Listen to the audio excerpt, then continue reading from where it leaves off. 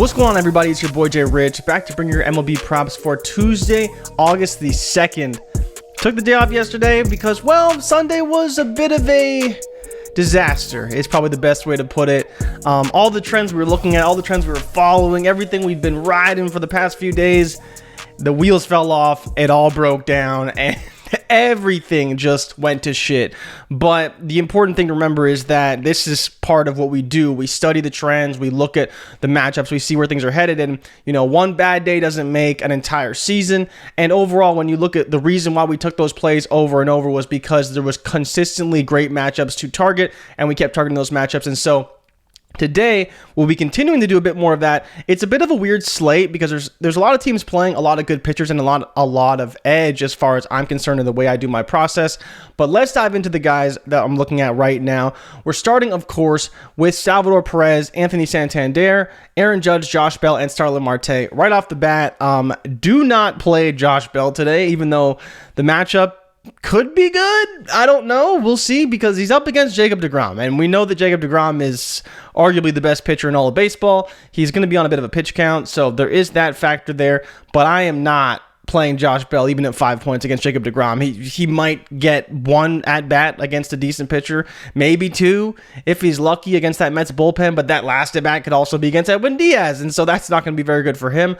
It's just not a matchup we want to target. We have to see how deGrom looks, and by all accounts, he's going to be phenomenal. In his rehab starts, he's striking out a ton of guys, playing really well, so I'm not expecting much from Bell overall, and I would definitely be fading Washington in some of these matchups. But, I don't know what to expect from kind of a total perspective. I don't know if Prospects has any lines for him out right now, but I wouldn't be going too hard at deGrom.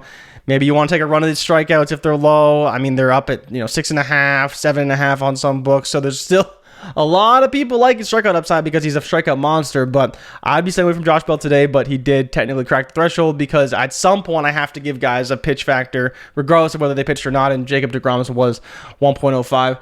So Aaron Judge is, of course, on the list again because he is still so good, like unbelievably good again last night. And so I think you should play him today, and I think you should play Anthony Santander up against Spencer Howard. It's another really good matchup, and it's one that I'm willing to take. It's in Texas, so a lot of fly balls there. He hit a home run last night, and I just think it's a great matchup, great spot. He's only a total of 6.5. I think it's worth it. I think what you're getting from Santander right now, he's arguably one of the best hitters on Baltimore. They just traded away Trey Mancini, which kind of sucks, but the team's still really rallying around them. They put up, I believe, 7 runs yesterday, so they're in a good spot. They're playing really well, and I think that Santander is going to be a large part of that. You see the power numbers that he possesses. He's got, the 7 for the season, the 11.89 over the 14, and the 13.3 over the last 7. 1.67 hits, which again is big to me, right? If you're putting the ball in play, you're getting a ton of hits, you're a guy I want to take. He's still getting the 3 total bases per game, 2/3 of a run per game, and over an RBI per game, half an extra base hit per game. So a lot of good things you see for Santander versus a guy like Salvador Perez. The reason why Salvador Perez is so high is because he's hitting a ton of home runs right now. I believe he's hit a home run in like 3 of his last 4 games. And so that's the biggest thing, is that while Perez could definitely go over, these 0.67 hits is telling you that if he doesn't hit a home run, he's probably not going over. His line's only 5.5, so it's very reasonable. But again, I don't necessarily want to bank on a guy hitting a home run to get that 2.33 RBIs per game that I'm going to need for him to go over. He's up against Lucas Giolito, who's been, about average as far as allowing fantasy points, as far as PrizePicks scoring goes.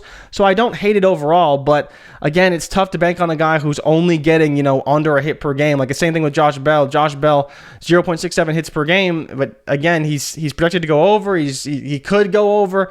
I'd much rather target a guy like Starlin Marte up against Corey Abbott if that's the route you want to go. He would be kind of my third guy. I'm kind of only looking at Judge and Santander right now, but Marte would be the third guy because he's getting on base, right? The 1.57 hits per game, 2.86 total bases, same 3/4 of a run in RBI per game, and then of course the extra base hits. We talked about how we've had a great series in Miami, but we'll see today against in Washington how he ultimately plays. I think he's another guy that you can play. I think Santander and Judge, when you look at the pitch val matchups, all these various things are reasons to take the over.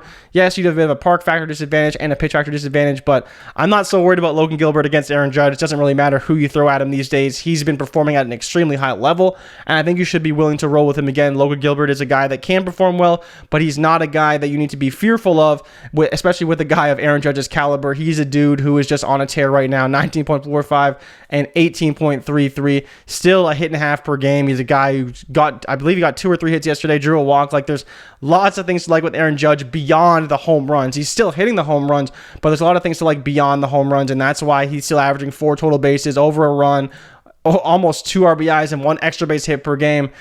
Total of 8.5 is a little high, but at least it's not the 9 or the 9.5. Gilbert is buffing that projection a little bit on PrizePicks, and I think you're still good to take an over, or if you want to go after the total bases, people have been taking that as well. If they have a total bases up at 1.5, I think that's a pretty good bet. So that's kind of who I'm looking at right now. I think that today's slate, I'd probably go a little bit lighter. Yesterday's was a little bit tougher. I didn't play anything yesterday, but today is still pretty tough as well. So I'd go a little bit lighter. I think Anthony Santander for Baltimore and Aaron Judge for the New York Yankees. You all know him, and I'd be willing to maybe sprinkle a third with Starlin Marte if you wanted to mix and match those guys. I don't hate it at all. I'm not all in on Marte, though. I haven't watched him play so much, but Santander I know has been performing at an extremely high level, seeing the ball well. He's got the pitch factor advantage. He's got the starting pitcher advantage, the park factor advantage, and we know that ball likes to fly in Texas, so I'd be willing to take that bet. And then, of course, betting on Aaron Judge is never a bad bet these days. So, as always, make sure to drop me a like and subscribe for future content. If you guys appreciate what I do, I will see you guys again tomorrow. As always, if you tail, give them hell. If we fail, do not bail. Anthony Santander, Aaron Judge, and if you want to sprinkle in Starlin Marte, hitters fantasy score overs. Good luck today, and I'm out. Peace.